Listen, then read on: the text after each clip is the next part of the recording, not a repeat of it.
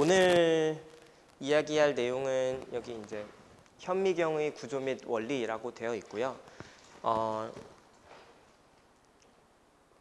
여러분들 이제 간단하게 예전부터 이제 뭐 컴파운드 마이크로스콥 해가지고 렌즈 2개를 가지고 이제 그 현미경의 원리에 대해서 간단히 이야기를 했었는데, 오늘은 조금 더 좀 많이 자세하게 이 현미경의 구조 및 원리에 대해서 공부를 할 건데요. 그러니까 가장 대표적인 광학을 이용한, 그다음에 이제 뭐 소위 이제 바이오메디컬 엔지니어링 이쪽 분야에서, 그러니까 뭐 바이올로지 하는 사람들도 굉장히 많이 사용을 하고, 그래서 굉장히 많이 사용을 하는 디바이스이기도 하고, 그리고 이제 저 같은 사람들은 이 디바이스를 뭐 계속 더 좋게 만들기 위해서 노력을 하고 있는 사람들이고요.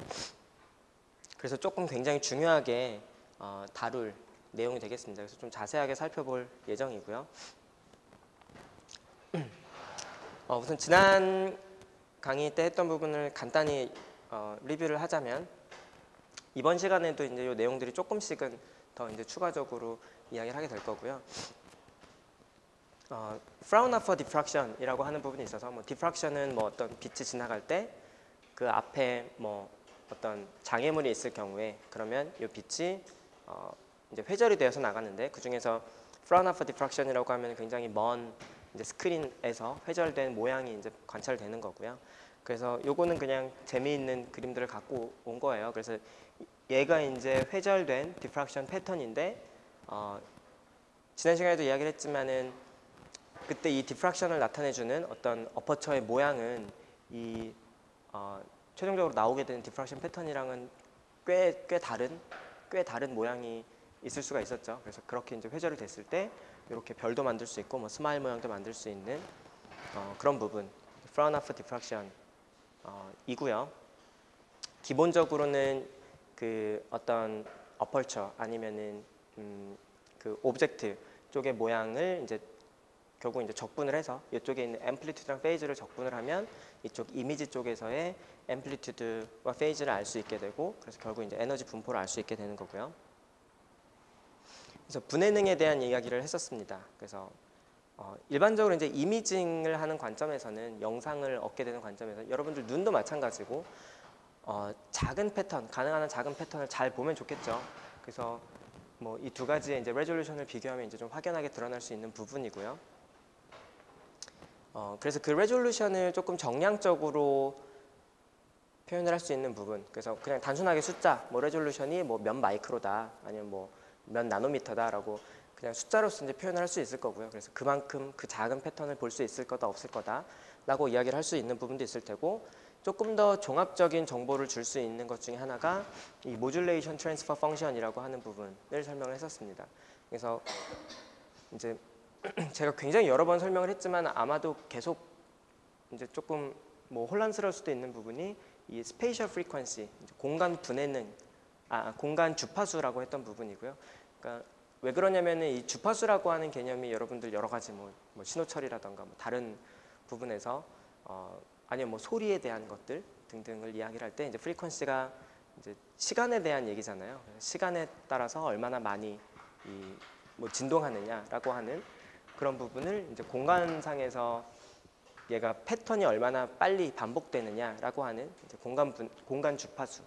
그래서 어떤 오브젝트의 밝기가 밝았다 어두웠다 밝았다 어두웠다가 반복적으로 변할 때, 이런 경우에는 공간 주파수가 좀 낮은 거고요. 그러니까 단위 길이당 패턴이 적게 반복되는 거고, 그래서 공간 주파수가 낮은 패턴이고, 이런 부분은 단위 길이당 패턴이 여러 번 반복되는, 그래서 공간 주파수가 높은 그런 신호에 해당합니다. 그래서 그 각각을 우리가 이미징을 했을 경우에 이 앞에 있는 것에서도 알 수 있듯이, 공간 주파수가 낮은 경우에는 그 모듈레이션이 그대로, 컨트라스트가 그대로 전달되는 데 반해서 공간 주파수가 높아지면 높아질수록, 그 패턴이 작아지면 작아질수록 그 컨트라스트가 제대로 전달이 안 되는 걸 확인할 수가 있죠. 그래서 이런 것처럼 공간 주파수가 낮은 경우에 전달된 이미지의 컨트라스트, 그 다음에 높은 경우에 오브젝트가 이미지로 전달됐을 때의 컨트라스트, 이 각각을 이제 그래프로 그린 게 이 모듈레이션 트랜스퍼 펑션이 되는 거예요. 공간 주파수가 낮은 부분에서는 이 그림에서처럼 모듈레이션이 그대로 전달이 되고, 공간 주파수가 높아짐에 따라서 그 컨트라스트가 전달이 안 되는 그런 것이 이제 그래프를 그려줄 수가 있고, 뭐 퍼포먼스가 좋으면 이렇게 높은 공간 주파수까지 전달이 되는데 반해서 퍼포먼스가 낮아지면 주파수가 좀 높아지면 전달이 전혀 안 되는 뭐 그런. 그래서 이제 모듈레이션 트랜스퍼 펑션을 보면은 이 이미징 시스템의 어떤 퍼포먼스를 좀 한눈에 확인을 할 수 있는 부분들이 있습니다.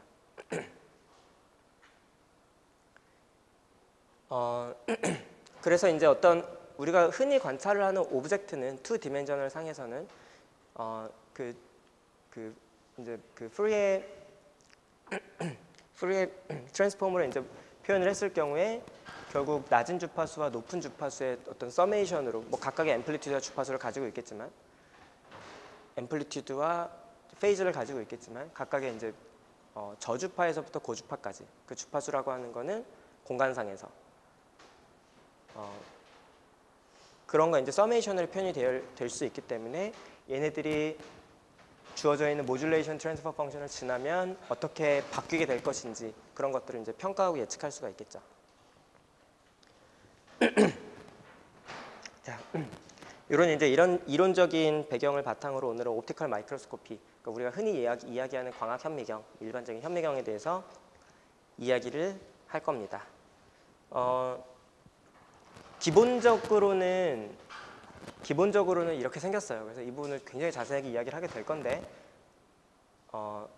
오브젝트가 있을 때 오브젝티브 렌즈, 이제 파저티브 렌즈죠. 에 의해서 영상을 맺히게 되고, 그 다음에 그 영상을 다시 한번 아이피스를 이용을 해서 확대를 시켜주는 이런 간단한 구조가 되고요. 요거를 이용을 해서 오브젝티브 렌즈의 배율과 아이피스의 배율 두 가지가 이제 같이 합쳐져서 일반적으로 광학 현미경을 한 1000배 정도까지 본다고 보면 될 것 같아요. 뭐 물론 그 배율을 조금 더 높일 수는 있지만 그게 뭐 큰 의미를 일반적으로 갖지는 않고요. 그러니까 1000배 정도 확대를 해서 본다라고 생각을 하면 될 것 같아요. 광학 현미경은. 그래서 예를 들면은 1 마이크로미터인 물체를 1000배의 광학 현미경으로 관찰을 하면은 1 마이크로 곱하기 1000배면 어떻게 되냐? 1 밀리미터 정도로 보이게 되는 거죠. 우리가. 그래서 그 정도로 이제 확대를 해서 볼 수 있다라고 보면 생각을 하면 될 겁니다. 사실은 이 현미경의 모양은 굉장히 예전부터 아주 크게 변하지는 않은 것 같아요. 그래서 뭐 1670년대 이제 굉장히 초기에 이제 현미경도 어떤 램프에서 지금 이거는 워터 플라스크는 어떤 렌즈의 역할을 해주는 것 같은데 빛을 모아서 요 샘플에다가 이제 빛을 조명을 해주고요. 그리고 이것을 오브젝티브, 뭐 포커싱을 할 수 있는 스크류, 그다음에 아이피스.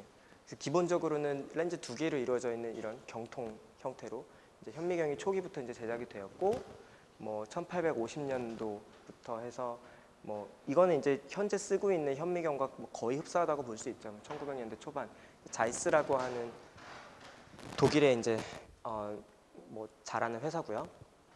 과학회사고. 오늘 자료는 대부분 이 사이트에서 가져왔습니다. 그래서 여러분 만약에 뭐 현미경에 뭐 사실 이 사이트에 있는 내용만 전부 다 가지고 해도 한 학기를 강의할 수 있을 정도의 굉장히 충실한 내용이 있거든요.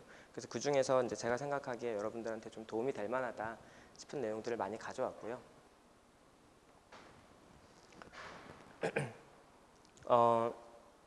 어떻게 보면 복잡해 보이지만 얘랑 결국 똑같죠. 똑같고 이제 여러 가지 편의성, 이제 추가적인 기능들이 합쳐져서 요새 이제 뭐 바이올로지를 하는 랩에서 사용을 하는 현미경은 이런 형태를 띠고 있습니다. 그래서 간단히 살펴보면은 이쪽에 이제 램프가 있고요. 램프, 그러니까 조명을 해주지 않으면은 당연히 여기 불 끄면 여러분들 아무것도 안 보이죠. 굉장히 작은 영역에다가 많은 빛을 쏴줘야 돼요. 왜냐면은 우리가 지금 보고 있는, 그러니까 아까도 얘기했지만 1000배 확대를 한다 그러면 1 마이크로미터를 1mm처럼 봐야 되는데, 그러기 위해서는 그렇게 되면 이 밝기가 상대적으로 뭐 1000분의 1 사실은 그거의 제곱으로 줄어드는 거나 마찬가지예요. 왜냐면은 거기서 나오는 빛의 에너지는 일정한데 그거를 확대했기 때문에 그만큼 상대적으로 어두워진다고 봐야 되는 거죠.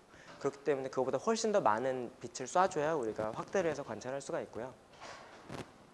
그래서 이제 굉장히 밝은 램프가 있고요. 그쪽에 있는 램프에서 나온 빛을 이제 컬렉터 렌즈라고 해서 말 그대로 빛을 잘 모아주는 거죠. 컬렉트 해주는 거고, 컬렉팅 해주는 렌즈가 있고 그 렌즈를 전달을 해주는 렌즈들이 있습니다. 그 사이에 필드 렌즈라고 하는 것과 미러는 뭐 이렇게 그냥 방향을 바꿔주는 미러, 그 다음에 필드 다이아프레임이라고 하는 것이 또 있고, 그 다음에 컨덴서 렌즈라는 것으로 다시 빛을 모아줘서 샘플에다가 조명을 해주게 되는 거죠. 그래서 이 조명하는 부분도 굉장히 중요한 부분이 되고요. 이 스테이지, 그러니까 전에도 잠깐 이야기를 했지만 이쪽 분야에서 스테이지라고 하는 부분은 그러니까 무언가를 올려놓고 주로 이제 샘플을 올려놓고, 왜냐면 샘플이 주인공인 거지. 샘플을 올려놓고 걔네들이 그 위에서 움직일 수 있게끔 해주는 역할을 하는 걸 스테이지라고 부르고요. 어쩌면 퍼포먼스의 대부분, 현미경의 퍼포먼스 대부분을 차지하는, 그러니까 가장 중요한 옵틱스 중에 하나인 이제 오브젝티브 렌즈가 이쪽에 있고, 일반적으로 오브젝티브 렌즈를 선택을 할 수 있게끔 노즈 피스 혹은 터렛이라고 불리는, 그 회전을 시키면서 그 대물 렌즈를 골라주는 그런 부분이 있어서 여러 가지 대물 렌즈들이 꽂혀 있고요. 그리고 여기 이제 플로러센스 뭐 큐브 터렛이라고 되어 있는 부분은 바이올로지라는 랩에서는 그 형광 물질들을 굉장히 많이 사용을 해요. 그래서 뭐 다양한 색깔의 다양한 기능을 가진 형광 물질들을 사용하기 때문에 그러한 각각의 형광 샘플을 선택할 수 있는 그런 필터들이 이제 장착이 돼 있거든요. 그래서 뭐 많은 경우는 뭐 한 6가지 정도, 그래서 선택적으로 사용할 수 있도록. 그래서 뭐 예를 들면은 뭐 세포의 핵은 뭐 어떤 색깔로 염색을 하고, 무슨 미토콘드리아는 뭐 뭘로 염색을 하고, 어떤 특정한 뭐 DNA나 단백질은 뭐 다른 색깔로 염색을 하고 해서 관찰을 하는 것들을 선택할 수 있는 그런 부분들이 달려 있고요. 얘는 주로 이렇게 투과되는 빛을 담당을 하고요. 이렇게 이제 형광을 하게 되면은 지금 여기 표현은 안 돼 있지만 형광을 위한 또 다른 일반적인 그 조명이 하나씩 더 붙어 있어요. 그렇게 되어 있고, 그 다음에 이제 아이피스로 관찰을 할 수 있게끔 이렇게 뭐 프리즘이라던가 미러라던가 이제 아이피스 렌즈가 달려 있는 그런 구조를 갖게 되고요. 많은 경우에는 이렇게 추가적인 포트가 있어서 다른 사람도 동일한 걸 관찰할 수 있게 한다던가, 아니면은 이쪽에다가 뭐 CCTV 카메라 포트라고 되어 있는데 우리가 흔히 얘기하는 뭐 CCD 이미지 센서를 붙여서 우리가 눈으로 보는 거를 이제 디지털로 기록을 할 수 있게끔 할 수 있는 포트가 있습니다. 그래서 뭐 동시에 관찰할 수도 있고, 아니면은 여기에다가 어떤 미러를 선택적으로 놔서 눈으로 보다가 아니면은 뭐 카메라로 보다가 이렇게 이제 선택을 할 수가 있는 이렇게 되어 있습니다. 오늘은 계속 제가 아마 말로 설명하게 될 것 같아요. 그러니까 무슨 수식 부분도 많이 이야기를 하진 않을 거고요. 조금 뭐 실용적인 부분에서 여러분들이 만약에 현미경을 사용을 하게 된다던가 현미경에 관련된 뭔가 일을 하게 될 경우에 좀 개념적인 부분들 많이 이야기를 하게 될 거고요. 주로 이제 옵티컬 마이크로스코피는 이 3가지 모드라고 해야 되나? 그렇게 이제 3가지로서 3가지 이제 다른 모드가 있어요. 하나는 트랜스미션, 그러니까 빛을 밑에서 쏴주고 그 다음에 이제 투과되는 빛을 관찰하는 거죠. 그래서 어떤 뭐 바이올로지컬하게 이제 스트럭처가 있을 경우에는 빛이 차단이 되기 때문에 이제 뭐 검게 나오겠죠. 뭔가 있는 부분은, 그렇지 않은 부분 밝게 나올 테고, 아니면은 리플렉션, 빛을 위에서 쏴주고 반사된 빛을 얻게 되는 그런 현미경도 존재를 하고요. 리플렉션 되는, 샘플에서 리플렉션 되는 부분을 관찰하고, 다른 부분은 아까도 이야기했던 것처럼 플로러센스, 어떤 형광을 관찰하게 되는, 저 3가지가 뭐 다 같이 사용이 되는데 이제 용도에 따라서 선택적으로 사용을 하게 되고, 오늘은 아마 이야기를 안 하고 내일이나 그 다음 시간에 이야기를 하게 될 텐데, 저 3가지 말고도 굉장히 많은, 그러니까 셀 수 없을 정도로 많은 여러 가지 추가적인 기능들이 있어요. 그러니까 그 특별한 목적을 위해서 만들어진 그런 기능들이 있습니다. 그런 것들도 그 중에서 이제 중요한 부분들은 일부 설명을 하고 넘어가도록 할게요. 다음번에.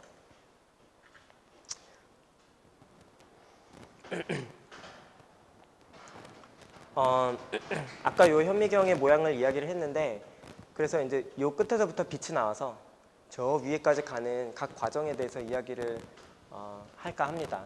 그래서 일단 램프 부분, 이 부분에서 어떻게 되냐면은 이게 이제 S1이라고 표현된 게 이제 그 라이트 소스고요. 라이트 소스에서 빛이 나오면 일반적으로 그 앞에 몇 개의 렌즈 군이 있어서 가능한 한 많은 빛을 모아주기 위한 그 옵틱스가 들어 있습니다. 어떤 경우에 이 뒤쪽에 미러가 있기도 하고요. 그래서 뒤쪽으로 가는 빛을 다시 앞으로 불러올 수 있게 해주고요. 이 램프는 일반적으로 그러니까 뭐 어떤 램프냐에 따라서 다르지만 수명이 좀 그렇게 길지 않아요. 여러분들 빔 프로젝터도 많은 경우에는 수명이 있기 때문에 좀 오래 사용을 하면 굉장히 어두워지죠. 그래서 램프를 바꿔줘야 되고 그 램프 꽤 비싸고 그렇기 때문에 가능한 한 램프 파워를 약하게 하는 게 필요하거든요. 그렇지만 뭐 많은 경우에 있어서 빛을 밝게 하는 게 좋기 때문에 그것을 위해서 이제 효율을 집광 효율을 높일 수 있는 콜렉터 렌즈들이 있고요. 지금 이 부분 필드 다이아프라임이라고 하는 부분이 있는데 얘를 이용을 하면은 그 이제 필드의 크기를 조절할 수 있게 되는 거고요. 조금 이따가 다시 이야기를 하게 될 거예요. 그러니까 여기 이제 이미지 플레인 1이라고 되어 있는데 이 부분이 약간 생뚱맞은 부분이기도 한데 이 부분 조금 나중에 이야기를 할 거고요. 이렇게 렌즈들을 이용을 하게 되면 결국 볼록 렌즈이기 때문에 이 소스의 이미지가 맺히는 부분이 생기게 돼요.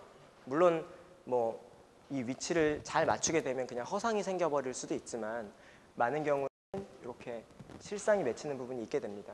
그래서 이 부분에서 이렇게 표시를 해놓은 건 뭐냐면은 이 소스가 일반적으로 램프이기 때문에 그러니까 그 전구 생각하면은 여러분들 전구 생각하면은 요새 이런 전구 많지도 않지만 뭐 기본적으로 이렇게 필라멘트가 있잖아요. 그래서 여기 이제 전원을 켜면 필라멘트에서 빛이 나는데 멀리서 보면 당연히 그냥 밝지만 요걸 이제 자세히 보게 되면 실제 요 모양이 그대로 보이게 됩니다. 근데 여러분들이 어떤 샘플을 관찰하는 데 있어서 이 모양이 보이면 당연히 좋지 않겠죠. 이 아티팩트가 될 테니까 그냥 유니폼하게 조명해 주는 게 좋기 때문에 그래서 실제 이렇게 소스에서부터 시작된 빛이 어디에서 이미지를 맺게 되는지가 굉장히 중요해요. 왜냐면은 여기에서 관찰하면은 이 모양이 보이지 않지만 여기에서는 이 모양의 관찰이 직접적으로 되거든요. 그래서 그걸 이제 피하기 위한 조명을 해줘야 됩니다. 그래서 이렇게 가능한 한 많은 빛을 이쪽으로 모아서 전달을 해주고요. 지금 이 부분이에요. 이 부분. 그래서 이렇게 빛을 모아주고요. 콜렉터 렌즈에서 빛을 모아주고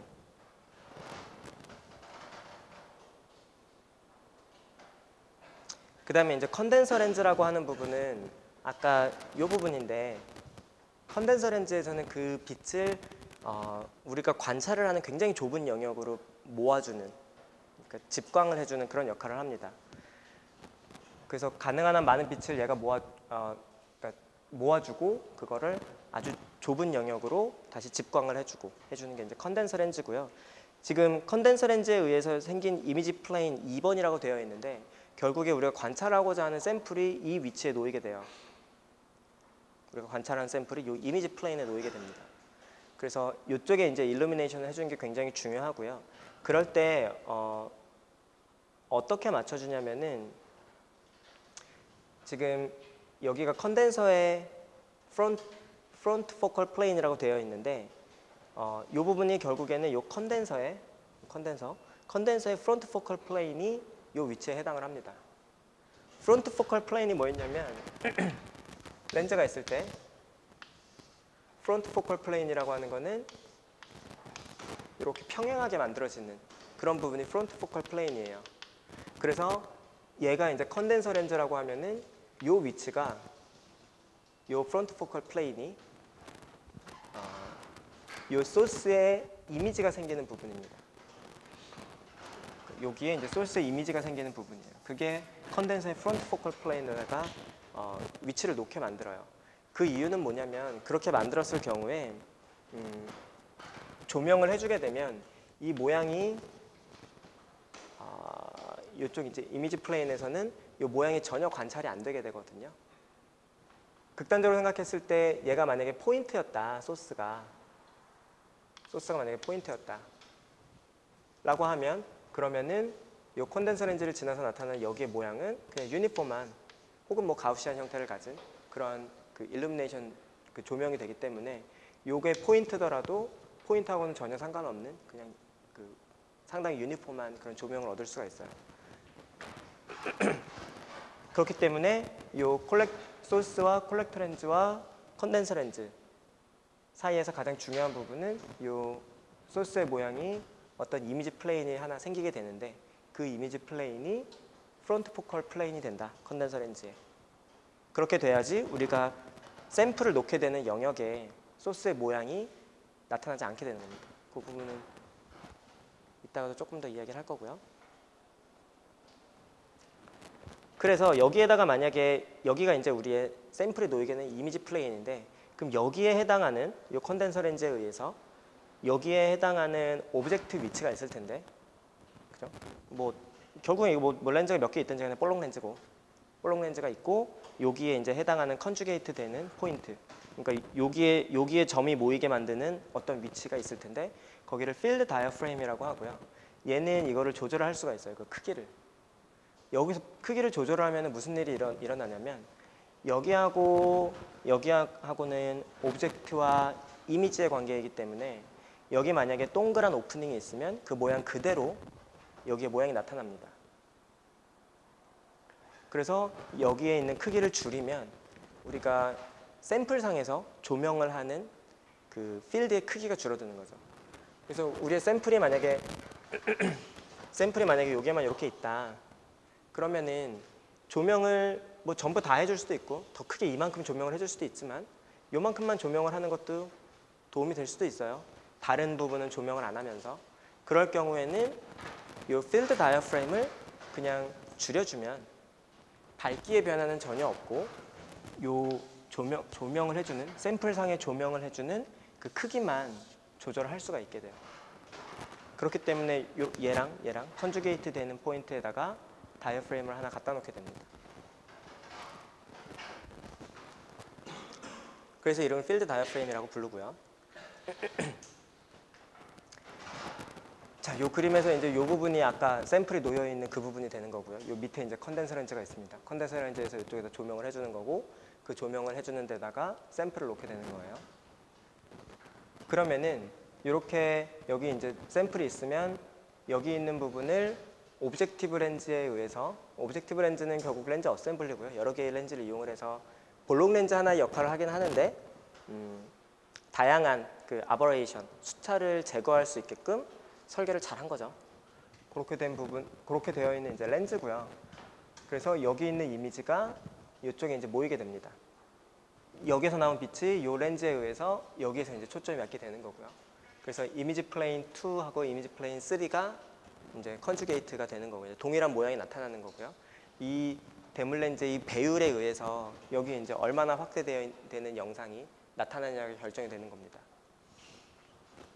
그렇게 되고 이제 이 이미지 플레인 3번에 해당하는 부분을 아이피스를 이용해서 확대를 하게 되고요.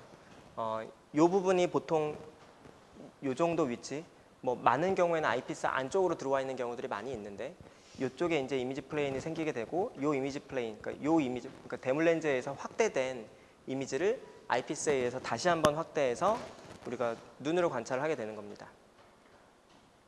그래서 대물 렌즈에 확대된 것과 이제 그 다음에 아이피스에서 확대된 것으로 다시 한번 관찰하게 되는 거고요. 그래서 이미지 플레인이 요 상에서 이미지 플레인을 관찰해 보면 굉장히 여러 개의 이미지 플레인들이 쫙쫙쫙 존재를 하게 되고요. 그때 그러니까 어떤 경우에는 뭐 전체적인 밝기를 조절할 수도 있는 거고 아까 같은 경우에는 전체적인 뭐 조명해주는 그 크기를 결정을 해줄 수도 있는 거고요. 그래서 각각의 그 컨주게이트 되는 포인트들을 이제 잘 살펴볼 필요가 있고요.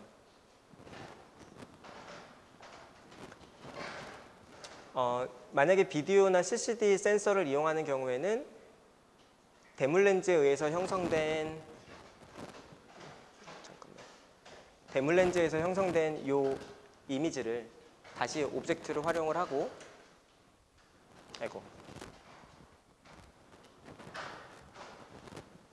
그쪽에서 온 것을 이미지 플레인 3번에서 온 거를 CCD 카메라의 면에다가 그 초점을 맞출 수 있도록 이제 그 추가적인 이미징 렌즈를 사용을 하게 됩니다. 그렇게 하면은 이제 요 그림이 요 그림인데 그렇게 되면 요 CCD 상에 그 이미지가 생기게 되는 거고요. 그리고 아이피스를 이용을 하게 될 경우에는 이미지 플레인 3번, 그러니까 대물 렌즈에서 만들어져 있는 상에서부터 온 빛을 아이피스를 이용을 해서 이제 어떤 경우에는 그 무한대에 있는 물체를 관찰하는 것처럼 만들어줄 수도 있고 어떤 경우에는 그 우리가 눈으로 관찰할 수 있는 그러니까 25cm 정도에서 관찰하는 것처럼 볼 수 있게끔 만들어주고 실제 눈에 있는 렌즈에 의해서 망막에 이미지가 형성이 되게 됩니다. 그래서 동일한 이미지가 이쪽에 생기게 되는 거죠. 이렇게 이미지가 생기는 것처럼.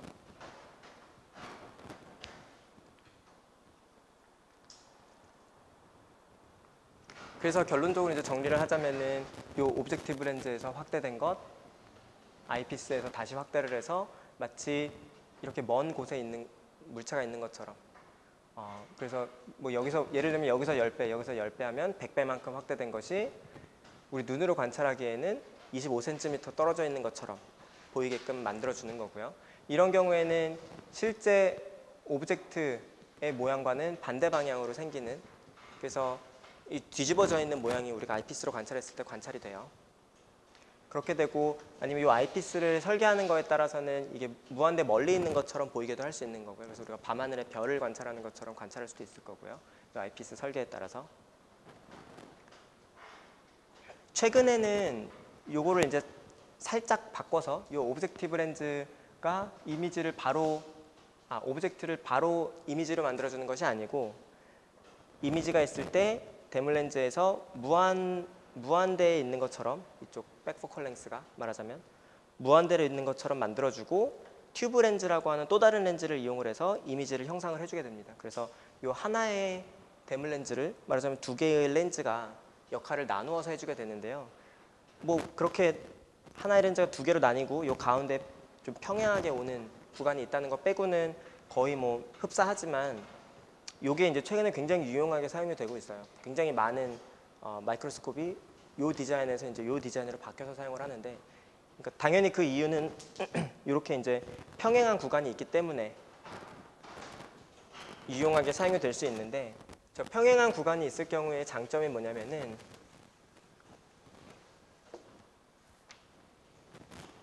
빛이 만약에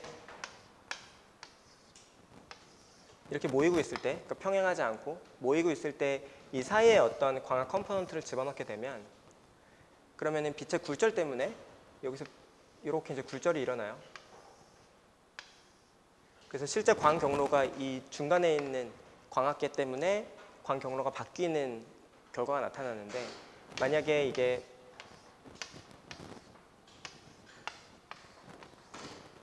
이렇게 평행한 구간이 있게끔 데몰 렌즈를 만들어 놓고 다시 빛을 모아주는 또 다른 렌즈를 사용을 한다면은 이 사이에다가 어떤 광학 컴포넌트를 집어넣더라도 이건 평행하기 때문에 굴절이 일어나지 않습니다.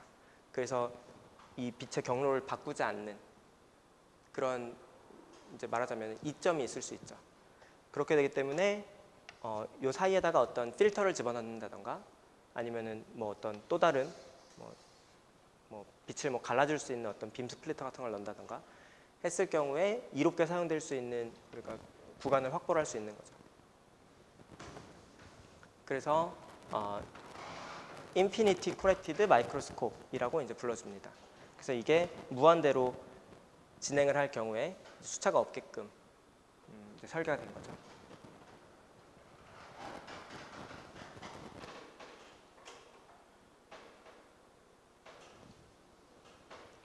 지금까지 궁금한 부분 있으세요? 전체적으로 이제 빛이 마이크로스콥을 따라서 쭉 진행을 하는 과정입니다. 그래서 어느 곳에서 이미지가 생기고 어느 곳에서 어떤 이미지가 생기고 샘플과 어떤 이미지 간의 관계. 그래서 지금 계속 이제 일루미네이션에 관련된 이야기를 했는데 유니폼 일루미네이션은 굉장히 중요합니다. 이게 그러니까 뭐 만든답시고 대충 만들면 그 소스의 모양이 그대로 이미지에 나타나는 경우가 있어서 대단히 이제 좋지 않죠. 그런 경우에는. 그래서 조명이 굉장히 중요한데 그 중에서 이제 퀼러 일루미네이션이라고 하는 퀼러라는 사람이 만들었겠죠. 이렇게 조명하면 참 좋다. 그렇게 됐는데 지금 여기서 두 개의 이미지 플레인을 보여주고 있어요. 하나는 소스 자체의 이미지, 소스가 이제 어디에서 이미지를 형성을 하는지를 보여주고 있고요. 다른 하나는 우리가 관찰을 하는 샘플이 어디에서 이미지가 생성이 되는지. 그래서 그러니까 동일한 렌즈를 지나가는데 우리가 두 가지가 관심이 있는 거예요. 그래서 렌즈가 있을 때 뭐 극단적으로 생각했을 때 여기에서 나온 게 여기 이미지가 있고 여기서 나온 거는 여기서 이미지가 있을 거예요. 그죠? 그러니까 여기서 관찰하는 거랑 여기서 관찰하는 거는 전혀 다른 모양이 관찰이 될 거예요. 여기에서는 뭐냐면 우리가 관심이 있는 거는 한 가지는 소스의 모양이고, 그러니까 소스가 어디 모양을 나타내는지, 어디 이미지가 생기는지, 다른 하나는 샘플이 어디 나타나는지. 이게 지금 동일한 거에 이제 두 가지 레이를 따라가는 건데요. 아까 얘는 이제 컨덴서 렌즈, 프론트 포컬 플레인에다가 조명의 모양을 나타내주면 좋습니다. 컨덴서 렌즈의 프론트 포컬 플레인에 조명의 모양이 나타날 수 있도록 이 밑에 있는 렌즈를 설계를 하는 거죠. 그래서 여기에다가 만약에 우리가 뭐 하얀 종이를 스크린을 놓는다면 소스의 모양을 그대로 관찰할 수 있을 거예요. 그러니까 아까 램프 같은 경우에는 필라멘트 모양이 그대로 여기 관찰이 됩니다.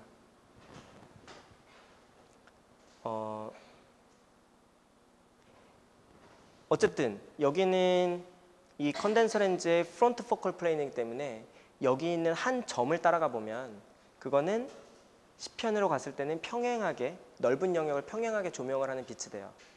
그리고 또 다른 어떤 포인트를 관찰하면 걔도 마찬가지로 시편에 평행하게 되는 어떤 꽤 유니폼한, 뭐 가우시안 분포를 가진 그런 얘 모양하고는 상관없는 그런 것들이 됩니다. 그래서 그걸 다 합쳐 놓으면 그냥 이 샘플 영역을 어느 정도 유니폼하게 조명을 해주는 그런 역할을 해주게 되는 거죠. 여기에는 비록 이 필라멘트의 모양이 그대로 나타나더라도 샘플에는 이 모양이 전혀 나타나지 않게 되는 거죠. 이렇게 관찰해보면. 그리고 여기 이제 평행빔이 들어간다고 생각을 해보면, 이것이 이 오브젝티브 렌즈의 백 포컬 플레인에 다시 한 점으로 모일 거예요. 그래서 여기서 한 점으로 출발한 거는 샘플은 평행하게 지나가지만 댐 렌즈를 지나서는 다시 한 점으로 모이게 됩니다. 그래서 여기 있는 모양이, 소스의 모양이 이 뒤에서 그대로 나타나게 돼요. 오브젝티브 렌즈의 백 포컬 플레인에 여기 그대로 나타납니다. 그래서 상관없어. 왜냐하면 샘플을 지나갈 때는 이 모양은 전혀 상관이 없었으니까. 그렇게 되고 다시 아이피스에 의해서 이 오브젝트가 여기 이미지를 형성을 하게 돼요. 그리고 이제 뭐 우리 눈으로 들어오거나 하게 되는 거죠. 그거는 이제 좋고, 그래서 이제 여기에서 보면 어퍼처 다이어프레임이라고 하는 이제 조리개 아이리스를 요 위치에 놓게 됩니다. 그래서 요거를 줄였다 넓혔다 좁혔다 넓혔다 하면 우리가 소스의 크기를 크게 했다 작게 했다 하는 것이기 때문에 기본적으로는 이 스페시멘에 조명해주는 밝기가 변하게 돼요. 물론 뭐 조명해주는 각도가 약간 변하는 부분도 있어요. 그것도 있지만 기본적으로는 밝기를 조절해주고요. 우리가 뭐 관찰하는 입장에서 보면. 그리고 다른 하나, 이제 그러면은 뭐 여기 일단 균일하게 조명된다고 봅시다. 이제 균일하게 조명이 돼. 그러면은 스페시멘이 어디 영상을 맺힐 것인가를 살펴보면 여기 있는 한 점이 어디에서 다시 한 점으로 모이느냐를 이제 관찰하면 되고요. 그래서 여기서 출발한 한 점은 이제 대물 렌즈에 의해서, 얘가 이제 볼록 렌즈니까 대물 렌즈에 의해서 거리를 계산해 보면 여기쯤에서 이제 이미지를 형성을 하게 돼요. 요 이제 정해져 있는 그 위치에서 대물 렌즈의 볼록 렌즈니까 초점 거리와 이 오브젝트까지의 거리를 계산을 하면, 그러면 상까지의 거리, 그러니까 F분의 1은 S5분의 1 더하기 SI분의 1 이렇게 계산이 됐었잖아요. 그 규칙에 의해서 여기에 이제 요 모양 그대로 나타나게 되고요. 그렇죠? 그렇게 되고 아이피스가 있고, 지금 여기 렌즈가 하나 더 있는데 아이피스를 지나고 나서 다른 렌즈를 하나 더 추가적으로 놓게 되면은 거기에 이제 뭐 필름이나 아니면은 뭐 그 이미지 센서, CCD, CMOS 센서에 다시 모양이 생기게 되는 거죠. 혹은 우리의 눈의 렌즈라고 생각을 하면 요거는 망막이 되는 거죠. 그렇게 해서 이제 이미지가 관찰이 되는 거죠. 요 모양은 전혀 관찰이 되지 않고. 그런 관계입니다. 그래서 요 밑에 있는 부분을 다시 생각해 보면 여기하고 이제 다시 컨주게이시 되는 포인트, 요게 여기에 이미지가 생기기 위한 오브젝트의 위치를 찾아보면 요게 이제 모양이 생길 텐데, 여기에다가 이제 필드 다이어프레임을 놓는 거죠. 아까 이야기했던 필드 다이어프레임. 그렇게 놓게 되면 요 모양 이대로 요게 나타나는 거죠. 여기 동그란 모양이 있을 때 요게 이제 동그란 모양이 나타나는 거예요. 그래서 요거의 크기를 줄이면 그러면 이 동그란 오프닝의 크기가 줄어드니까, 즉 조명되는 영역의 크기가 조절이 될 수 있는 거죠. 모양도 조절할 수가 있는 거고요. 그래서 얘를 조절을 하면은 조명해주는 영역의 크기를 조절해주는 거고, 얘를 조절해주면 소스의 크기를 조정하는 거기 때문에 전반적인 밝기가 조절이 되는 거고요.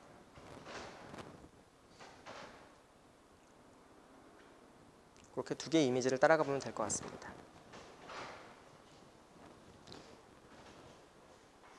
요거는 굉장히 중요한 내용이에요. 어찌 보면은 쉽고 어찌 보면 좀 잘 모르겠는.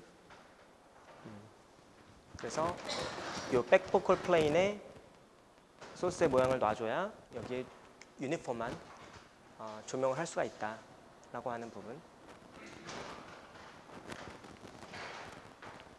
사용되는 라이트 소스는 뭐 여러 가지가 있습니다. 이제 텅스텐 할로겐 램프라고 하는 것을 많이 사용을 하고요. 그러니까 뭐 굉장히 밝기 때문에 이제 사용을 하게 되는 거고요.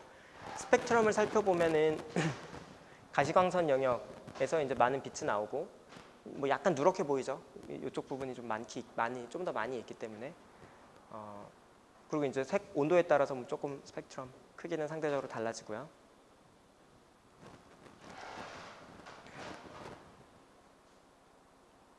소위 이제 백열등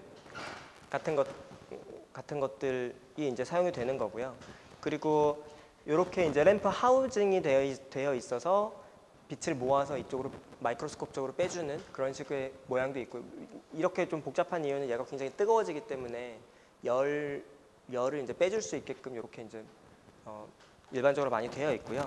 최근에는 패키징을 이런 식으로 해주기도 합니다. 그래서 요 안에 저런 램프들이 들어 있고, 그 램프에서 나온 빛을 이제 요거는 지금 뭐 파이버 옵틱 일루미네이터라고도 하고 뭐 라이트 가이드라고도 하고 하는데, 그래서 요 안에는 광섬유 다발이 들어 있어요. 그래서 광섬유 다발 이쪽 끝에다가 램프를 쫙 집어넣어 주면 그대로 이제 가이딩이 돼서 여기서 빛이 나오게 되는 거죠. 그러면 뭐 편하죠. 그죠? 램프를 들고 이렇게 하지 않고 요 모양, 얘는 이제 구부리면 그대로 구부러져 있는, 이렇게 원하는 대로 이제 그런 재질로 많이 만들어 놓기 때문에 원하는 조명을 얻을 수가 있게 되는 거고요. 그 다음에 파이버 다발로 집어넣은 거에 양 끝에 있는 다발을 좀 잘 펴서 이렇게 동그랗게 만들면 링 조명도 할 수가 있게 돼요. 그렇게 하면 이쪽 작업을 하면서 혹은 렌즈를 안에다 집어넣고 링 조명을 해줄 수도 있게 되는 거죠.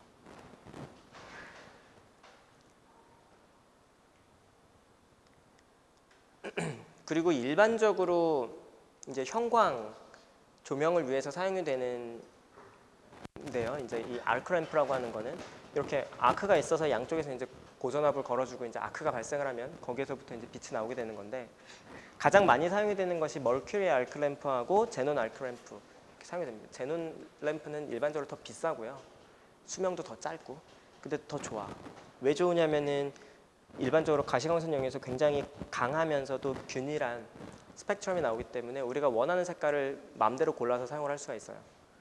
머큐리 아크 램프도 굉장히 많이 사용이 되고 있는데, 얘는 일단 좋은 점은 굉장히 유용한 파장의 빛들이 피크로서 나와요.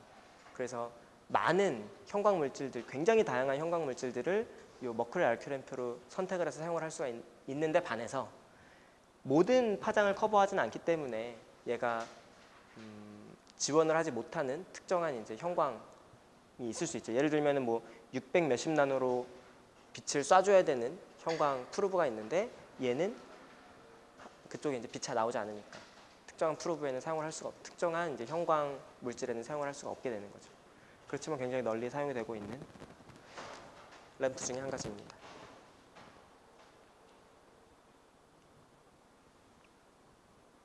이 제논 아크 램프 같은 경우에는 수명이 특히나 짧기 때문에 저 램프에 보통 시간표가 있어요. 그래서 틀면 그 시간표가 이렇게 돌아가는 거야. 그래서 뭐 100 몇십 시간 사용한 거 있고 200시간. 보통 한 수명이 200시간 뭐 그 정도밖에 안 되거든요. 그래서 막 이렇게 썼다고 막 이름도 쓰고 로그를 관리를 많이 해요, 일반적으로. 그래서 어디 가서 막 켜놓고 갔다 오면 막 혼나고 그러죠.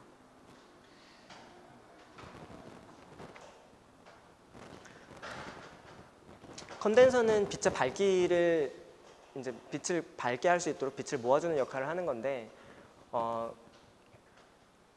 그 단순하게 그냥 빛을 많이 모아주면 많이 모아줄수록 좋은 건 아니고요. 경우에 따라서는 이 조명을 해주는 각도에 의해서도 그 영상의 퀄리티가 결정이 되는 경우도 있어요.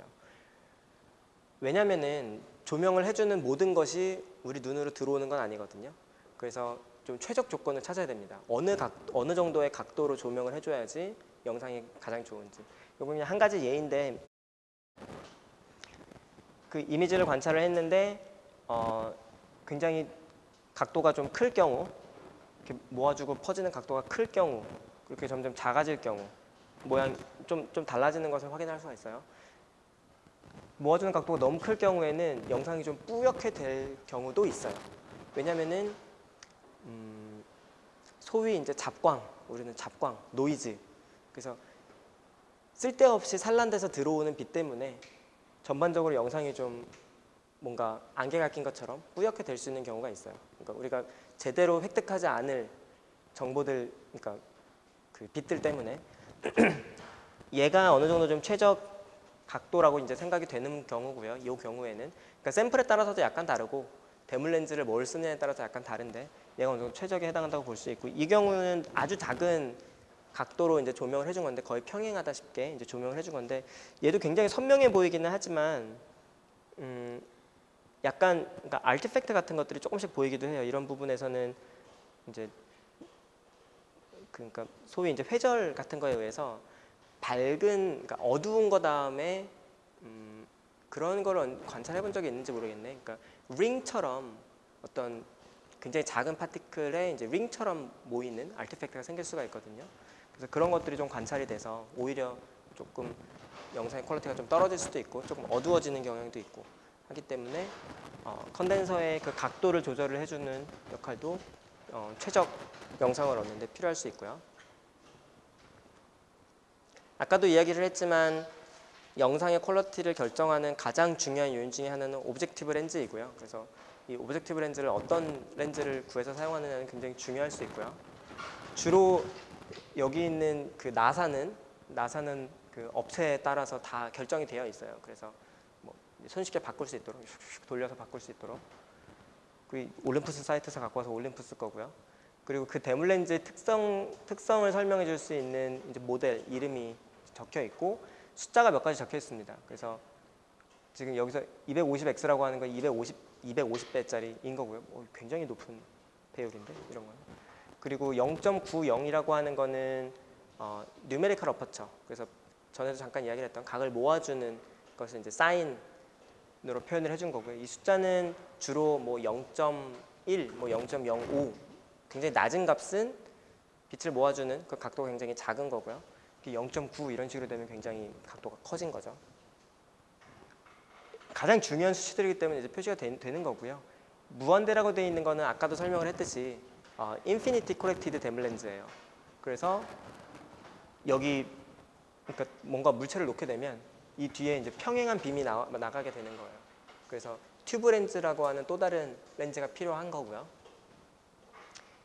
0이라고 되어 있는 거는 커버 글라스 쓰지 말으라는 거예요.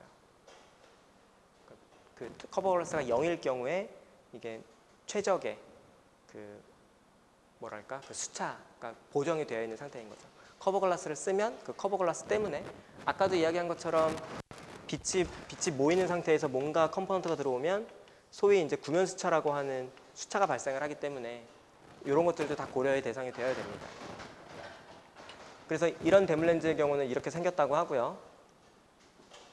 이렇게 생겼다고 하고요. 굉장히 많은 렌즈들이 쌓여 있죠. 쌓여 있고요. 그리고 그러니까 굉장히 이제 다양한 팩터가 있는데 10배짜리 에이크로멜 렌즈는 굉장히 쉽게 만들 수 있습니다. 몇 개의 렌즈만 가지고. 그렇지만 이제 플로라이트라고 하는 거 혹은 아포크로멧이라고 하는 이제 요 옵션이 바뀌는 거에 따라서 렌즈가 굉장히 복잡해지죠. 그만큼 만들기도 어려워지는 거고. 그 이유가 뭐냐면은 그 이제 광학적인 수차, 아버레이션을 어디까지 보정을 했느냐가 이제 결국 중요한 팩터가 되는 건데 저 끝에 나오는 에이크로멧이라고 하는 거는 두 가지 색깔에 대해서 보정을 한 거고 그냥 일반적으로 스페리컬 아버레이션 정도를 보정한 필드 커버처 같은 거는 보정을 안 한 거고 그런 이제 렌즈고요. 그래서 값싼 렌즈.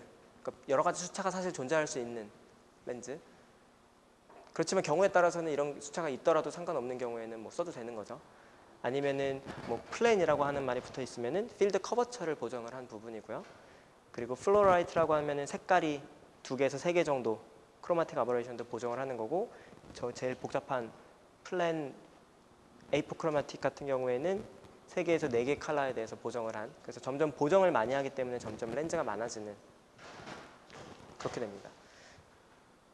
국내에는 데물 렌즈를 잘 만드는 업체가 제가 알기로는 하나밖에 없습니다.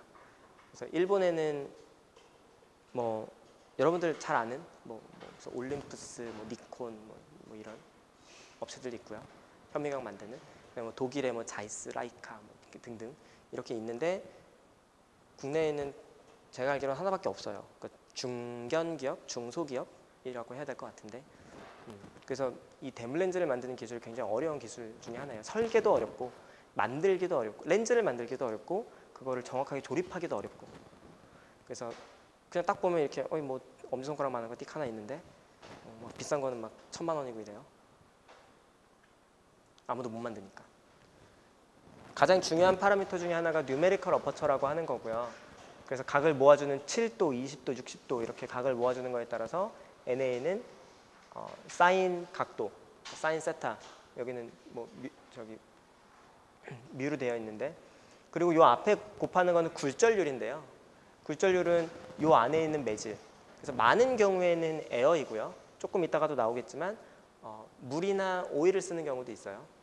그래서 N이 있어야 되고요. 모아주는 각도.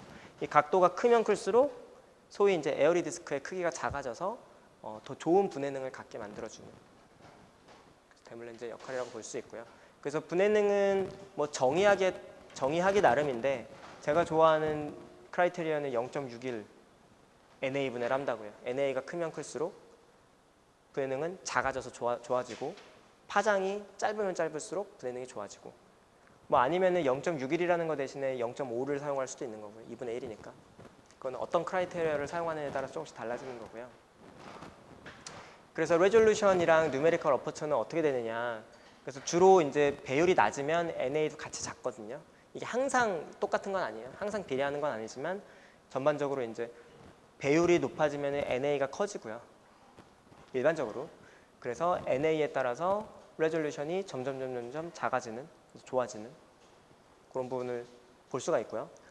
그리고 웨이브랭스에 따라서는 당연히 웨이브랭스가 짧으면 짧을수록 레졸루션이 좋아지는 그런 경향을 나타냅니다.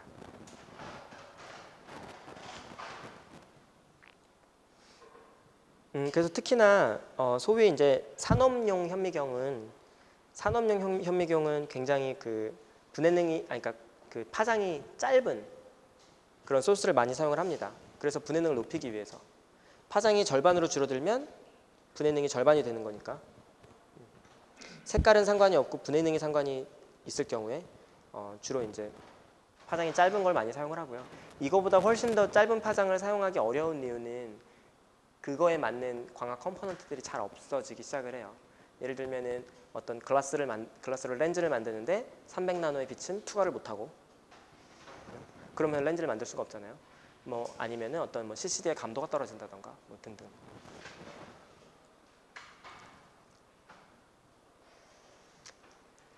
여기는 지난 시간하고 약간 연결이 되는 부분입니다. 제가 한참 많이 수업 끝날 때마다 보여줬던 그 그림을 이제 이거 세워놓은 건데요. 컨덴서에서 어쨌거나 빛을 모아서 샘플을 조명을 해주는데, 우리가 라인 그레이팅가 좀 이라고 하는 특별한 샘플을 놨다고 치면, 그러면 어떻게 되냐면은 회절에 의해서 회절이 되지 않은 빛은 그대로 진행을 하고, 회절이 된 빛은 이렇게 꺾어서 나갑니다. 그러면 오브젝티브 렌즈가 하는 역할은 뭐냐면, 그러면은 오브젝티브 렌즈가 원래 하는 역할은 여기 있는 이미지를, 그러니까 라인 그레이팅이죠. 라인 그레이팅을 이미지 플레인에다가 모양을 만들어주는 거예요. 그러면 여기 라인 그레이팅을 우리가 놓으면 여기도 라인 그레이팅이 생겨요. 그런데 우리가 여기서 이제 회절된 모양을 오브젝티브 렌즈의 백 포컬 플레인에서 관찰을 하게 되면, 그럼 여기에서는 전에도 이야기를 했지만 요거의 프리 트랜스폼 된 형태가 여기 나타나요. 그 얘기가 뭐냐면 요런 것들이 관찰이 되는 거예요. 요거는 뭐냐면은 오브젝티브 렌즈 10x짜리를 썼는데 그레이팅이 없는 경우, 그대로 빛이 올라온 경우 이렇게 보이는 거고요. 조명해준 그대로 얘가 없을 경우에, 샘플이 없을 경우 똑같은 거에다가 이제 그레이팅을 놓게 되면 이런 모양이 관찰이 됩니다. 그럼 굉장히 당연합니다. 전에도 얘기를 했지만 저게 이제 프라운호퍼 디프락션 패턴이랑도 똑같은 건데 여기 이제 그레이팅이 있어요. 쏴주면 아주 먼 곳에서 여기 이제 그대로 진행한 0차 빔이 있을 테고요. 그 다음에 여기에 1차 빔이 생기고요. 요 밑에는 마이너스 1차 빔이 생길 거예요. 굉장히 먼 스크린에. 굉장히 먼 스크린에 있는 거를 관찰할 수 있는 방법이 렌즈를 놓고 요거에 백포컬 플레인을 관찰하는 거예요. 그러면은 이게 무한대 멀리 있는 것을 이 앞에다 그냥 가까이 갖다 놓은 거나 마찬가지인 거죠. 그렇기 때문에 여기 만약에 우리가 그레이팅이 있고 렌즈가 있고 렌즈의 백포컬 플레인에서 관찰을 하게 되면 그러면 0차 빔, 1차 빔, 마이너스 1차 빔 관찰할 수가 있겠죠. 그리고 2차 빔, 3차 빔 약간, 4차 빔, 5차 빔은 각도가 너무 커서 대물 렌즈로 안 들어와요. 그래서 똑같은 그레이팅인데 10x짜리를 놓게 되면 그대로 진행한 거랑 1차 빔만 대물 렌즈에 들어와서 여기 관찰이 되고 있는 거고요. 40x, 60x짜리를 놓으면 1차 빔, 2차 빔, 1차 빔, 2차 빔, 3차 빔까지 대물 렌즈에 들어올 수가 있게 됩니다. 왜냐하면 배율이 높아지면 높아질수록 저 각도가 커지거든요. 받아들일 수 있는 각도가 커지는 거거든요. 그래서 라인 그레이팅에서 나온 거에 1차 빔, 2차 빔, 3차 빔 점점 그 각도가 커질수록 이 그레이팅에서 나온 높은 차수의 그런 회절된 빛까지도 이제 받아들일 수가 있게 돼요. 그래서 여기 이제 만약에 샘플이 있으면 그 샘플에 의해서 회절이 되는데, 그죠? 1차, 2차, 3차, 4차 그 중에서 이제 일부분이 대물 렌즈에 의해서 획득이 되는 거죠. 대물 렌즈가 만약에 이만큼의 각도를 받아들인다고 하면 그 안에 있는 각도만 이제 획득이 될 수 있는 거예요. 그리고 예를 들어서 뭐 이렇게 생겨 있는, 그러니까 그냥 자를 이미징을 한 거예요. 이렇게 되어 있는 거를 이미징을 하면 여기에서 어떤 게 보이냐면은 이런 식으로 보여요. 지금 이 색깔에 따라서 나뉜 이유는 회절이 색깔에 따라서 각도가 달라지기 때문에 그래요. 파란색은 회절이 좀 덜 되고 빨간색은 회절이 많이 되고. 그래서 이렇게 촘촘한 부분을 살펴보면은 촘촘하기 때문에 회절되는 각도가 커지고요. 좀 듬성듬성한 부분은 회절되는 각도가 좀 작아지기 때문에 여러 개의 차수를 다 받아들일 수가 있게 되죠. 회절이 너무 많이 되면 각도가 너무 커지기 때문에 1차, 2차까지밖에 못 받아들이고, 그러니까 이게 좀 듬성하면 회절이 조금 더 각도가 작기 때문에 여러 개의 차수까지 받아들이게 되는 겁니다. 그리고 2차원적인 만약에 어떤 그레이팅을 두게 되면 이렇게 된 경우에는 이쪽 방향 다 회절이 일어나고요. 이렇게 다이아몬드 형태로 되어 있으면 이렇게 회절이 된 모양이 나타납니다. 이렇게 색깔이 나타나는 이유는 아까도 얘기했지만 파란색은 회절이 좀 덜 되고 빨간색은 회절이 더 각도가 크기 때문에. 요거는 뭐 조금 이따 더 설명을 하기로 하고, 그래서 샘플이 지금 우리가 그레이팅을 예로 들었는데 모든 샘플은 그 그레이팅의 서메이션이라고 보면 돼요. 다양한 주기에 서메이션으로 해서 샘플을 표현을 할 수가 있을 거예요. 그게 이제 푸리에 시리즈죠. 그래서 샘플의 디테일은 어떻게 이렇게 보여질 거고 분해가 될 것이냐라고 하는 거는, 만약에 오브젝티브가 캡처하는데 제로 오더하고 그대로 진행한 거하고 최소한 1차 오더, 최소한 1차 회절된 거를 대물 렌즈가 받아들이면 그러면은 우리가 볼 수 있을 거다라는 거거든요. 그리고 만약에 그 회절된 오더가 커지면 커질수록, 회절된 오더의 개수가 커지면 커질수록 그러면은 이미지의 디테일이 조금 더 정확하게 표현이 될 거다라고 하는 내용입니다. 그래서 회절이 된 거가 많이 획득이 되면 그러니까 예를 들면은 이 경우는 듬성하기 때문에 회절되어 있는 회절이 안 된 0차부터 1, 2, 3, 4차까지 대물렌즈에서 획득이 되는 거고요. 촘촘할 경우에는 회절되는 각도가 커지기 때문에 1차, 2차 정도까지밖에 획득이 안 돼요. 그래서 이런 경우에는 많은 차수의 빔을 획득했기 때문에 더 정확하게 이미지를 획득하게 되는 것이고, 이 경우에는 높은 차수를 획득을 못했기 때문에 정보를 많이 잃게 돼서 원래 오리지널이랑 이미지가 차이가 생기게 된다는 이야기입니다. 그래서 이제 앵글이 커지면 커질수록, 받아들이는 앵글이 커지면 커질수록 분해도도 좋아지고, 아까 전에 얘기했던 트랜스퍼 펑션도 좋아지게 되는 거고요. 지금 이 경우에는 자세히 보면은 여기 이제 오일이 이렇게 이제 표면 장력에 의해서 여기 요만큼 이제 오일이 들어 있는 거예요. 그래서 샘플에서부터 렌즈까지 오일로 차여 있는 상황이고요. 굳이 요만큼이 아니라 전체를 다 오일이 집어넣었다고 생각해도 괜찮아요. 그렇게 돼 있으면은 여기서 일어나는 회절이 어떻게 되냐면은 파장이 짧아지죠. 이 물질 안에 들어가 있으면. 그렇기 때문에 회절 각도가 작아집니다. 그래서 지금 동일한 물체를 놓더라도 얘는 회절 각도가 큰데 얘는 회절 각도가 작아지죠. 그렇기 때문에 더 많은 차수의 회절까지도 똑같은 각도로 된 것을 이제 받아들일 수 있게 되는 거죠. 그래서 뉴메리컬 어퍼처라고 하는 거를 아까 정의를 할 때 어디냐? NA는 N을 곱한 거죠. 뭐 세타가 됐든 뭐가 됐든 각도에 해당하는 거고, 요거는 미디엄의 굴절률이 되는 거고요. 그래서 OE를 사용하게 될 경우에는 더 많은 정보를 획득할 수 있게 되는 장점이 있어요.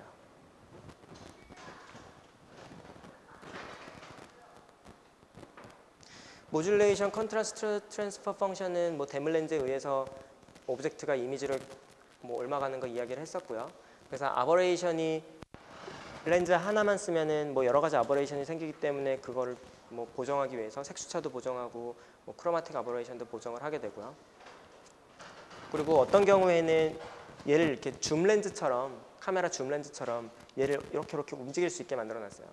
그래서 커버 글라스 두께가 200 마이크로미터든 130 마이크로미터든 조금 다르든 얘를 샥샥샥 돌려서 그 커버 글라스 두께를 보정할 수 있게도 만들어 놨고요. 커버 글라스 두께가 맞지 않으면 특히나 NA가 큰, 주로 이제 고배율 렌즈의 경우에는 퍼포먼스가 확 떨어져요. 왜냐하면 빛을 많이 모아주는 상황이기 때문에 그 두께가 정확하게 맞지 않으면, 아까 빛이 모일 때 커버 글라스가 들어있으면 빛이 꺾이게 된다고 했는데, 이 각도가 크게 모이고 있는 상황이면 그 효과가 더 크게 나타나는 거죠. 빛이 좀 천천히, 그러니까 각도가 좀 작은 경우보다. 그래서 이 경우는 커버 글라스 두께가 한 20 마이크로미터만 차이가 나도 그래도 퍼포먼스가 지금 밝기가 100에서 한 20 정도까지 떨어질 수 있는 굉장히 큰 영향을 미칠 수 있는 상황이죠. 그래서 커버 글라스 두께도 정확하게 맞춰서, 대물렌즈랑 맞춰서 선택을 해야 된다라는 부분입니다. 이 부분은 아까 이야기를 했고요. 그래서 오일이 없을 경우에는 회절 각도가 상대적으로 크기 때문에 1차, 2차 정도까지만 되고 3, 4, 5는 이제 획득이 안 되는데, 오일로 이렇게 이멀전 시켜 놓으면 그러면은 회절 각도가 작아지면서 1, 2, 3, 4, 5차까지도 받아들일 수 있는, 그래서 더 좋은 퍼포먼스를 낼 수 있는 부분이고요. 그리고 또 다른 하나 좋은 점은 뭐냐면은 이제 컨덴서부터 이제 이멀전 오일, 그 다음에 스페서맨이 있는 부분에 슬라이드 글라스와 대물렌즈 사이도 마운팅 오일로 채워주고, 여기부터 대물렌즈까지도 오일로 채워주면 전부 다 호모지니어스하게, 그러니까 그 리프락티브 인덱스 관점에서 호모지니어스하기 때문에 어디 반사되는 빛도 없고, 그 다음에 투과율도 굉장히 좋아지게 되고요. 어떤 수차가 생길 수 있는 여지도 많이 줄어들게 되고요. 그리고 비슷하게 이제 이쪽에 물을 사용을 하게 되는 것들도 있는데, 물을 사용을 하면 좋은 점이 뭐냐면 살아있는 상태에서 세포를 관찰하든 아니면 동물을 관찰하든 여기 그냥 식염수를 채워 넣으면 되기 때문에 그 상황이 이제 인비보 상황에서는 굉장히 좋은 상황인 거죠. 뭐 세포한테도 그렇고 어떤 조직한테도 그렇고. 그래서 그 상황 그대로 물을 채워서 광학적으로도 좋고 동물이든 세포한테도 좋고 그렇습니다. 끝입니다. 궁금한 거 있으세요?